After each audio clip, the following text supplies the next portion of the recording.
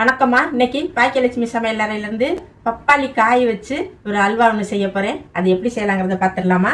இப்போ இந்த துருவி வச்சுருக்க பப்பாளி காய் ஃப்ரெஷ்ஷாக இருந்துச்சு, நல்ல காய்.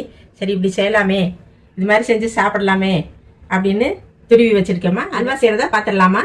பப்பாளி காயெல்லாம் சாப்பிட்றது உடம்புக்கு ரொம்ப நல்லது. அதனால தான் இதை ஏதாவது ஒரு விதத்தில் செஞ்சு பிள்ளைகளுக்கு கொடுக்கலாமே அப்படின்னு தான் இதை செய்கிறேம்மா. கொஞ்சம் நெய் ஊற்றிக்கலாம்.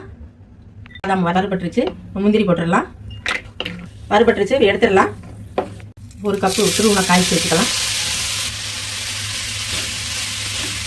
பிடிச்சிடாம நல்லா வதக்கிடுவோம்.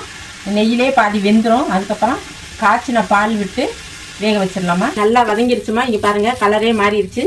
இப்போ இதில் 1/2 லிட்ரு காய வச்ச பால் ஊற்றிடலாம். ஊற்றி நல்லா வேக வச்சுக்குவோம். பால் ஊற்றி வெந்து நல்லா சுருண்டு வந்துருச்சு. இப்போ நம்ம 1 கப்பு காய் போட்டோம்ல, 1/2 கப்பு துருவி வச்சுருக்க வெல்லத்தை சேர்த்துக்குவோம். கார்ன்ஃப்ளவர் எடுத்து வச்சுருக்கேன். கார்ன்ஃப்ளவர் இல்லைன்னா நம்ம கோதுமை மாவு கூட சேர்த்துக்கலாம்.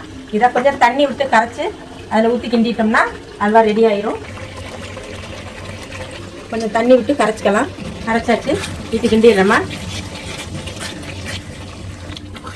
கை விடாமல் கிண்டிடலாம். 5 நிமிஷம் இருந்தாலே அல்வா ரெடி ஆயிரும். இல்லை, நல்லா ஒட்டாமல் சுற்றிக்கிட்டு வருது. கொஞ்சம் ஏலக்காய் தூள் சேர்த்துடலாம். ரெடி ஆயிடுச்சு, எடுத்துடலாம். நம்மளோட பப்பாளி காய் அல்வா ரெடி ஆயிடுச்சு. சூப்பராக இருக்கும். நீங்களும் செஞ்சு சாப்பிடுங்க, குழந்தைகளுக்கு செஞ்சு கொடுங்க. எல்லாரும் சாப்பிட்டா ஆரோக்கியமாயிருங்க. அடுத்த ஒரு நல்ல வீடியோவில் சந்திப்போம். நன்றி, வணக்கம்.